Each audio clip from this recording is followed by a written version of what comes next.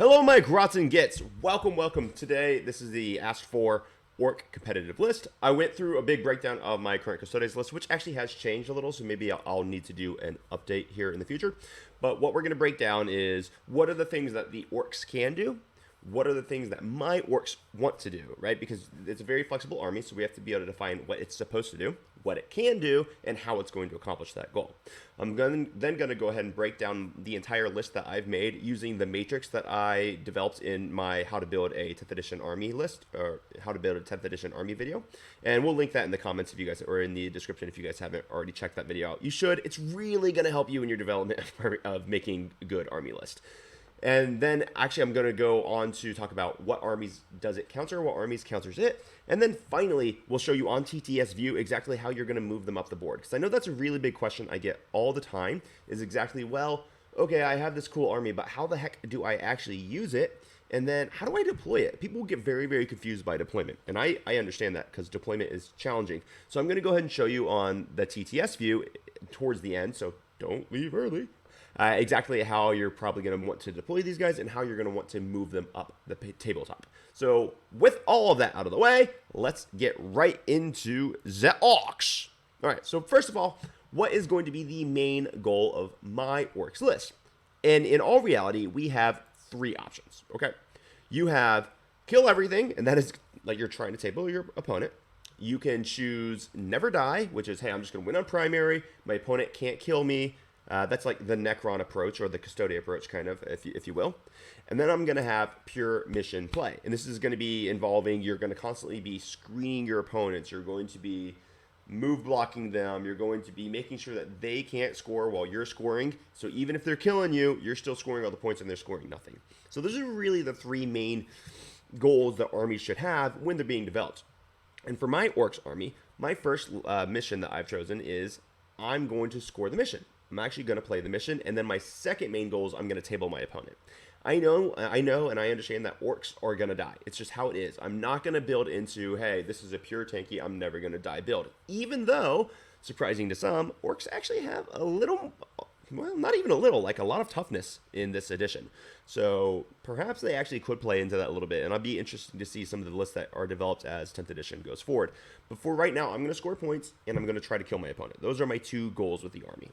All right, so then let's just get right into the actual army list itself.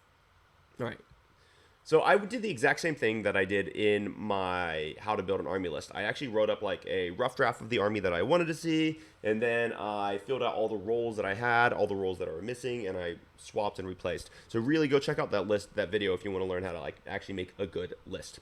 Anyway, so let's just get right into it. We have the Beast Boss, and his utility role is the killer. So basically what he does is he's going to add a lot of killing utility to his Beast Snagger unit that he's going to attach to. This is because he adds +1 to hit to them, and then he himself is just a monster. He's got that anti-vehicle and monster keyword 4-up, and he also has devastating wounds. So when he goes in, he can easily drop 8 to 10 mortal wounds on a monster or vehicle, which is exceptionally useful into some of our harder matchups as orcs. So that's the Beast Boss number 1. Number 2, we have Boss Snickrot. Boss Snickrot is a legend. I do have a little bit of gripe with him. I think he should be either slightly cheaper or he needs that AP2 on his weapon. He really needs that AP2 on his weapon. It's weird that he's only AP1, but still, he adds a lot of utility. So I write in the parentheses here what his job is. So he has precision with his morks, with his daggers, and that's really good because he also has twin links. So he's going to be able to snipe out characters in attached units when he goes in to fight them. He's a great amount of utility because he allows for the commando squad, instead of making a normal move, just to teleport. And this can be done turn 1. This is a turn 1 teleport in your phase, which is really different than some of the other turn 1 teleports we see. Because across 10th, we've seen a lot more of these like teleport abilities. We're thinking Grey Knights, we're thinking the Custodes, Terminators, but Snickrots is, hey, I'm going to pick them up right now and put them down right now, which is really cool. It's not I'm picking them up at the end of your turn and placing them in my turn. It's I'm going to do it right now. And it happens in the move instead of taking a normal movement phase. So they're actually on the board at the beginning of the movement phase, which means you can combo this with here we go. So they're going to be able to get +2 to their charge. So even though they're teleporting 9 inches away, they're going to have +2 to their charge, which means you absolutely have a good opportunity for a first turn alpha strike, right? Especially if you have Gretchen and the Gretchen generates CP on the objectives. Because if they give you that free CP, so now you're at 2 CP in turn 1, you could teleport these guys and use Here We Go and have a reroll on the bank just in case you fail that 7-inch charge. It's extremely powerful in order to be able to kind of almost guarantee that alpha strike potential. So it's very, very cool. I like him a lot. And it's super useful to have these commandos because when the commandos are moving up the board, they cannot be overwatched. So you don't have to worry about getting obliterated by a huge like flamer overwatch or something. So these guys are awesome for annihilating those disgusting flamer units that are going to wreck the rest of your army. Okay, cool. Then we have Mozrog Scragbad. Mozrog Scragbad is a pimp. We love this guy so much. His job is he is going to smash something. He's going to eat a war dog once per turn. He's can take out two-thirds of a big knight by himself. And he is a freaking tank. I actually posted a little shorts video with his stats on like how hard it actually is to kill him. It's a real darn hard. If you have 2 Imperial Knight Halberins who are blasting into them with their autocannons, they're going to deal 1.1 damage on average. Because you're going to spend 1 CP to be -1 to wound. So he's T10, -1 to wound, 9 wounds, and then he's going to have a 4-up invuln and a 4-up Feel No Pain. This dude is a Chad. All right. So he's a huge distraction card effects that has to be dealt with. And honestly, he's not that big, so it's not super hard to hide him on the tabletop. Then we have Nob on Smash the Swig with Ed Wappa's Kill Choppa. Ed Wappa's Kill Choppa is going to give you the Devastating Wounds keyword. And since he already has Anti-Vehicle Monster 4-up and 3-up on the charge, that actually makes him do a crazy amount of mortal wounds when you're putting him into a vehicle or monster, which is super darn important for this army because we don't have that high strength weaponry and we don't have that great AP. So we need those mortals to deal with our big anti-monsters and anti-vehicles. Then we go into War Boss with Follow Me Lads. The Follow Me Lads on the War Boss is really important because my knobs will start embarked in a truck. And since they're starting embarked in a truck, you can't use Here We Go on them for the +2 to advance, +2 to charge. So I need that +2 movement for one of these war bosses. The war bosses attached to the knobs, on another hand, they always give the knobs -1 to be wounded, which suddenly takes a knob and makes it kind of challenging to kill him because T5 -1 to wound is a heck of a lot harder to kill than T5. So this is actually a really big improvement into the defensive profile of knobs. Not that I'm expecting them to survive, but with that innate -1 to wound, I don't ever have to worry about saving CP to use our stratagem for -1 to wound on the knobs. I can always be using that on my Squighogs or always be using it on Mozrog without concern because my knobs will always be -1 to wound anyway, which is a very, very cool. So my War Boss, I give him the keyword Killer and Defender. So I give him Killer because, well, in the WA turn, he's going to have 9 attacks with his Power Claw, and he adds +1 to hit to the knobs. And I give him Defender because he's going to go ahead and naturally give the entire unit -1 to be wounded, and that's a big, big deal. Then we have Zodgrod Wartsnaga, who is just freaking amazing. Yes, even though Gretchen did get nerfed because they were apparently breaking the game, which is hilarious. GW decided to nerf Gretchen, but I digress. Zodrog, it's still going to give Gretchen +1 to hit and +1 to wound and -1, or just +1 to hit and -1 to wound, sorry. Yeah, actually, +1 to hit, +1 to wound, and it's so crazy how strong it is. Anyway, so suddenly the Gretchen will always be wounded on 3s, never on 2s, and they're always going to be hitting you on better, and actually +1 to wound, which is just disgusting. Zodgrod himself is actually a little bit of a beast when it comes to slapping because he's got like 5 attacks in built. He's got a strength 7, AP 2, damage 2, and he's going to be hitting everything on 2s and wounding most things on 2s, some things on 3s, a few things on 4s. Then we have the Weird Boy. The Weird Boy is a interesting pick that I have taken to enjoying running solo. Yeah, I know it's weird, but you run a solo Weird Boy because his ability to teleport is so important for late game. Sometimes your opponent's like, oh, tempting target, and you can't get to it, and it's like, actually, my Weird Boy just teleports over there. Or late game capture enemy outpost where your opponent's already left their backfield. Weird Boy, who's been sitting in a truck the entire game, boom, he just teleports and gets you 8 victory points. It's so powerful, so I like the Weird Boy. Now, I do have the option to attach the Weird Boy to my boys if I'm trying to get a full Alpha Strike in, and I'll talk about that in just a moment. Then the battle line, I've got 1 unit of Beast Snaggers and 1 unit of boys. I have 1 unit of Beast Snaggers that's going to run with the Beast Boss, and the boys are going to run with the Weird Boy if I choose to attach the Weird Boy. Remember, sometimes I won't attach the Weird Boy. But what this does is it lets me... that the boys saves me a few points because Beast Snaggers are more expensive than boys, but at the same time, they can also attach to the weird boys. So if I want to go into like a hard Alpha Strike list, let's say I'm really trying to stuff someone, like let's say Eldar are coming out to play, and it's like, oh crap, I have to do my work now. It actually works really, really well. Okay. Then we not that I really expect to beat Eldar, because they are what they are, but still. Then we have dedicated transports. I got 3 trucks. Trucks are freaking awesome. I would love a 4th, but for points, I have 3, and that's great. So trucks are going to be what delivers my entire army. They're going to be what's going to be protecting my army. And once they have deployed all of their packages, orcs, then suddenly they're amazing screening tools. You can drop them out to basically deny deep strike to the entire map. It's freaking awesome. Then we have, oh yeah, and don't forget they got the Wrecking Ball, which means that they're quite dang with a strength of 10, which means they're really good for tank shock.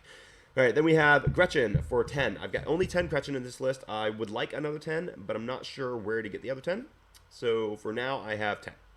All right, then they are going to be generating me CP. They're going to be screening and movement blocking. Sometimes Zodrog is going to have them run up turn 1 because they get that 9-inch scout move. And sometimes I might even do that in a truck. I might put them in the truck so the truck gets the scout move, which could be very, very valuable to get the truck behind some ruins somewhere. So in my next follow-up turn, I can wah out of the truck and just really, really go tie people up. So it gives me a lot of utility. I do think I want one more Gretchen, and we'll talk about how I might get another Gretchen squad here in just a moment. Then we have Commandos by 10. So this is a normal unit of Commandos. I do bring the Breacher Ram. I actually also bring the Burner.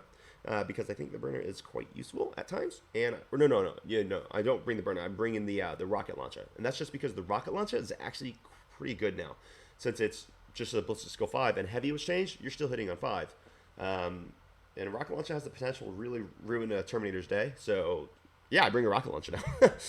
Then we have, and obviously they're going to be running with Snickrot.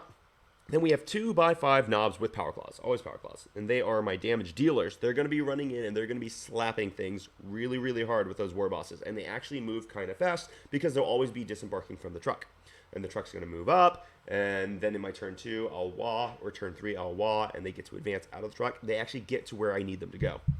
Then we have Squig Hog Boys. I love the Squig Hog Boys. They are complete maze balls. If you haven't watched my video on cavalry where I spelled the word cavalry wrong, yeah, I know. These guys will slap just about anything in the game.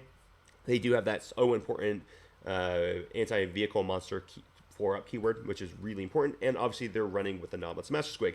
A 6-man of Squig Hogs is very, very important for a lot of matchups. Let's think about the Custodes matchup, which orcs really struggle into. Well, suddenly these Squig Hog boys actually answer the problem because they're going to be T7 -1 to wound. So Custodes in melee, they're all at that really important strength 7 level with their spears, because you're always taking spears with Custodes. Now suddenly you're wounding these Squig Hogs on 5-ups because you're going to use 1 CP to make the -1 to wound. Or, or, what you can also do is you're going to spend 2 CP to have the Squig Hog boys fight on death, because the unit of Squig Hog boys will wipe a big blob of Custodian Guard. I mean, maybe you'll take them down to like 2 members. If they have the CP for -1 damage, you'll kill 4 or 5 of them, which is still a really nice trade. Then for the last 2 choices here, we have a Mega Knobs by 3. I like the Mega Knobs by 3. They do quite good work. And they are able to hold an objective against really powerful indirect firing. They're able to do quite a lot of flexible things for me. Maybe later in the game they actually come out to play a little bit, but they're generally speaking, they're my backfield objective holder, and they're gonna do good work for me there. And then I finally got 2 units of Storm Boys, and these guys are basically made exclusively for secondary play. I'm gonna drop them for behind me lines. I'm gonna drop them for investigate signals. All these things. That's what they do. If I was going to change this list just a little bit, which I'm not going to yet, I need to play it a little bit more. Still, I'm happy with it right now. What I would do is I would drop a Mega Knob, and then I would probably try to get another unit of Gretchen in there somehow. I think I'd be like about 5 points off, but that's really the thing that I would change. But I don't know if I need to right now. We'll see.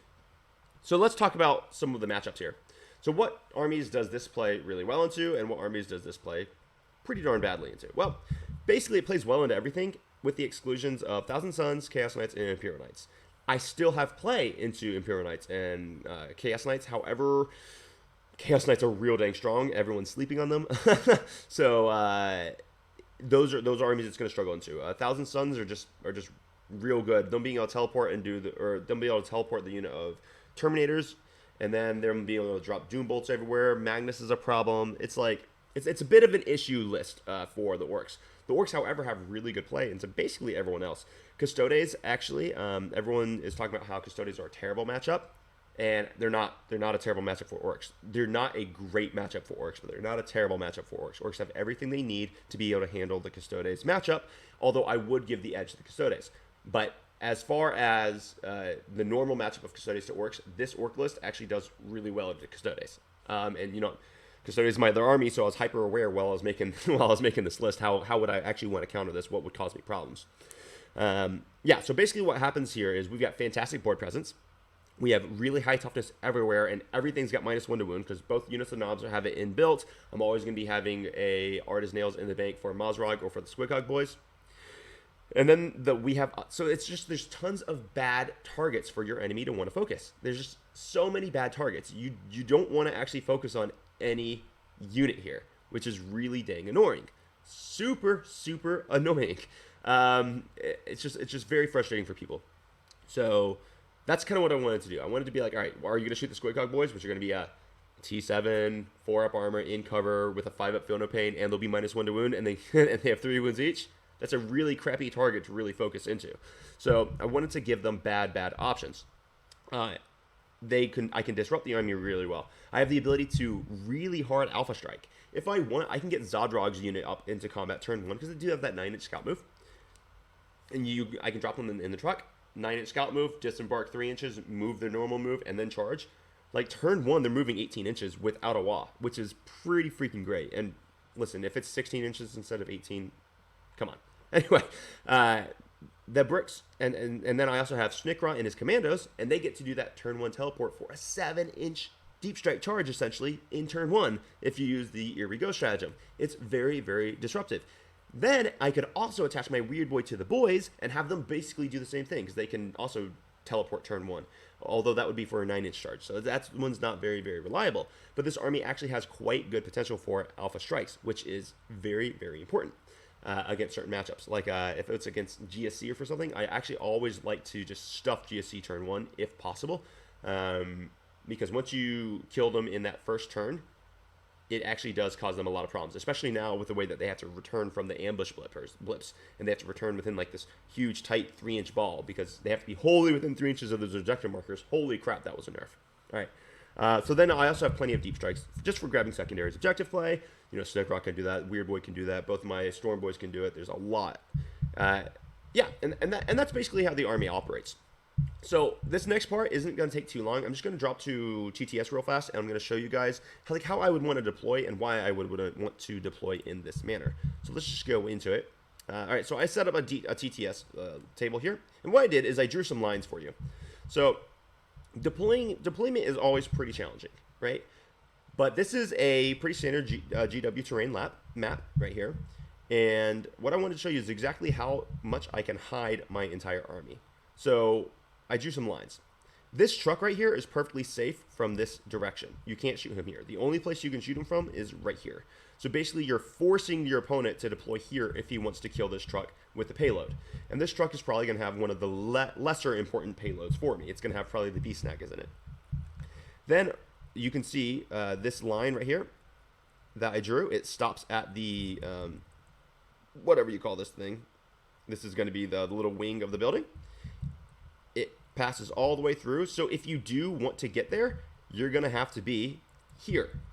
So if you're here, you still can't see the truck because you're going to be passing through this building. If you're here, you still can't see the truck because you're going to be passing through this building. So the only place where you could actually see this truck right here is if you were, say, sitting here. And good luck getting here turn 1. It's just not happening. You're not going to get wholly within this terrain to be able to see through it turn 1. It just won't happen. So this is a fairly safe way to have this truck deployed. This truck is basically perfectly safe. The only way you're going to be able to see this truck is if you're wholly within this terrain, which you're once again not going to be wholly within this terrain turn 1. Because if a tank wanted to do it, they'd have to come here and then come here, hit here, and you're just not going to be able to fit the portfolio of a tank fully within the base there. Then we have a unit of Squighog boys right here. They're basically perfectly safe. See the line I drew? You can't see them. Sure, you can see them right here, but you'd have to be wholly within this terrain, which you can't do turn 1. The only way that you're going to see these Squidcog boys is if you get to here turn 1. And this is actually possible, but you're really badly exposing yourself if you put something really nasty right here. And you probably have bigger problems to deal with my commandos.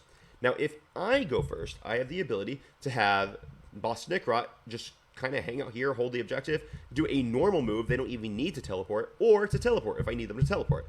I've got a lot of pressure with the Squidcog boys. I get to move them. I'll probably move I probably will do that with Boss Snickrot. I might even lay him up like right here, for example.